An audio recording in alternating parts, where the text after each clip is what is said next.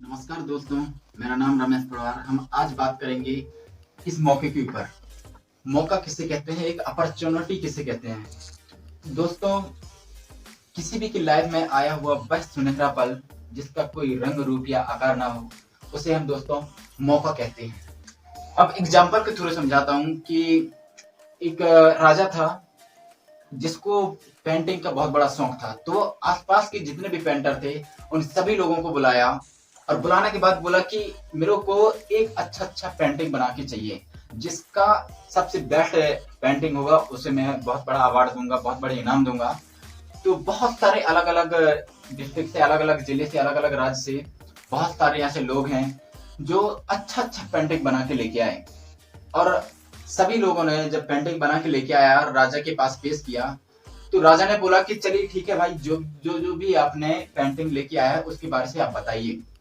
तो बहुत सारे लोगों ने अपना अपना पेंटिंग के बारे से, बहुत सारे लोगों ने किसी दुर्गा जी का, किसी काली माँ का, मतलब अनेक प्रकार का, किसी का तोते का, किसी का इंसान का, ऐसे बहुत सारी ऐसी चीजें हैं जिसका बना के लेके आए और सभी लोग अपना अपना चित्र बताए। तो उसमें से एक और चित्र था, एक और मूर्ति था।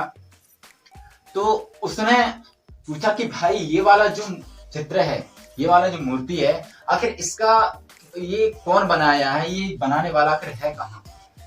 तो एक इंसान ने बोला कि राजा ने बोला मंत्री से कि मंत्री इसको बुला के लेके आओ, आखिर ये कौन सा चित्र है, ये समझ में नहीं आ रहा है।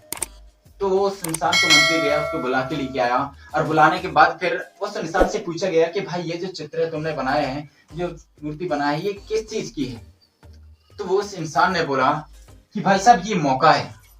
क्या है? ये मौका है। तो राजा ने पूछा कि कैसे, आप इसे बताइए कि कैसे।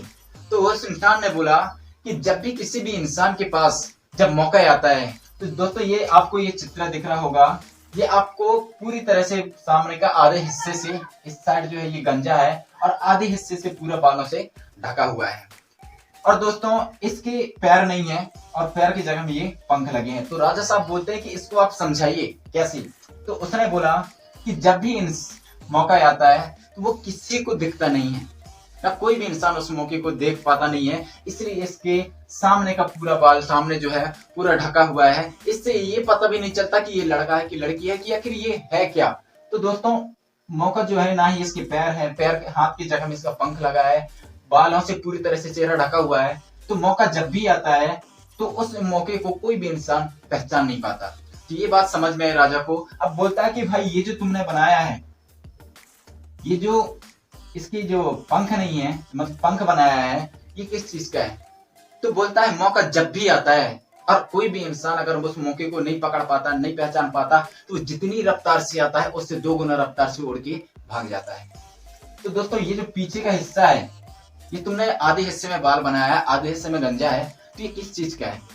तो इंसान ने बोला कि यदि अगर मौका आता है, सामने से आता है, उसको कोई पहचान नहीं पाता, अगर उस मौके को अगर इंसान अगर पकड़ लिया तो अच्छा है। जैसे अगर उस मौके को नहीं पहचान पा रहा है, नहीं पकड़ पा रहा है, पहचान नहीं पा रहा है, तो दोस्तों थोड़ी देर के लिए जब मौका आता है, उसके बाद जब उसके पास, उस इंसान के पास से जब भागता है, तो बाद में वो इंसान समझ भी जाए कि ये मौका है करके, तो चाह कर भी नहीं पकड़ पाता।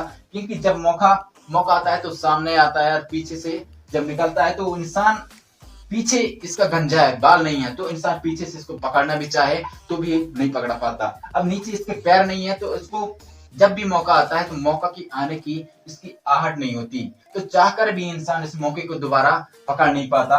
ना ही इसकी पैर नहीं है, जिसकी वजह से मौके को, ना ही सर गंजा है और पैर नहीं है, इसकी वजह से वो कोई मौका को पकड़ नहीं पाता। तो दोस्तों जब भी आपको अपॉर्चुनिटी मिले, मौका मिले, तो आप इधर उधर की बातें मत सोचिए। बहुत सारे ऐसे लोग हैं जो बहुत सारे कुछ भी बोलते हैं, तो उनकी बातों में आप मत लगिए। दोस्तों जब भी आपको कोई भी अपॉर्चुनिटी मिलती है, जो भी कुछ मिलता है, तो दोस्तों उस मौके को पहचानिए और अपना लाइफ जिंदगी एक अच्छी तरह से बिताइए। थैंक यू दोस्तों।